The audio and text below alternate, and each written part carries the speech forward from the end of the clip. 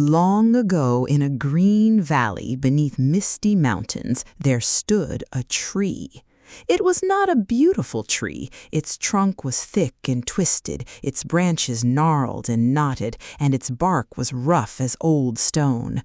But it was vast, so vast that 100 people could shelter beneath its branches, and so old that no one in the village could remember a time before it. One morning, a master carpenter and his young apprentice came walking along the mountain road. The carpenter was known across the province for his sharp eye. He could look at any tree and see the beam or the boat hidden inside it. When they reached the village, the apprentice stopped and stared. "Master," he cried, "look at this tree! Think of the timber!" But the carpenter barely glanced at it. Worthless wood. Too twisted for planks, too knotted for beams. It is good for nothing. That is the only reason it has grown so old." And he walked on. Beneath the tree, an old woman sat on a worn stone bench. She had heard the carpenter's words. She did not argue. She simply rested her hand against the rough bark and closed her eyes.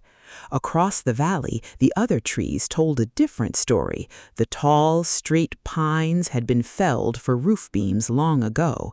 The fruit trees were stripped bare each autumn, their branches cracked and broken by the weight of the harvest. The young oaks were cut down before they were 20 years old, split into planks and shipped downriver. One by one, the perfect and beautiful trees disappeared. Their stumps rotted quietly in the rain. But the knotted tree remained. Spring dressed it in pale green. Summer filled its branches with birdsong. Autumn turned its leaves to gold, and winter stripped it bare. Yet still it stood, patient and unhurried, waiting for spring to return. And beneath it life gathered. Children played among its roots and branches. A tired traveler slept against its trunk. When the rain came, the old woman and half the village sheltered under its wide branches, and not one of them got wet.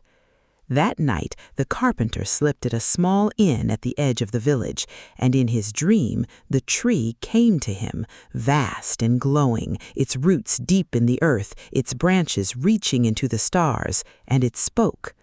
"What do you compare me to?" the tree asked gently. "Perfect and beautiful trees? The cherry and the pear are attacked the moment they bear fruit. The straight pine is cut down in its prime. Their perfection and beauty made their lives short and hard. I have been called useless and ugly all my life, and that is why I am still here."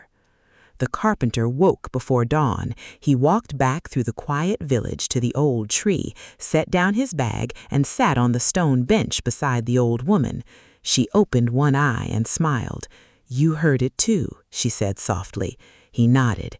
And so the knotted tree stood on, twisted, imperfect, and alive.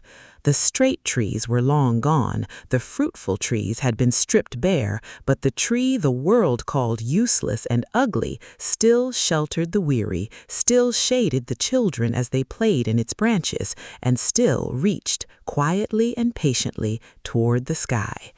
Perhaps it is not the perfect and the beautiful that endure the longest or achieve the most. Perhaps it is the gnarled, the knotted, the ones the world overlooks, who outlast them all and who achieve the most in life by embracing their own imperfections.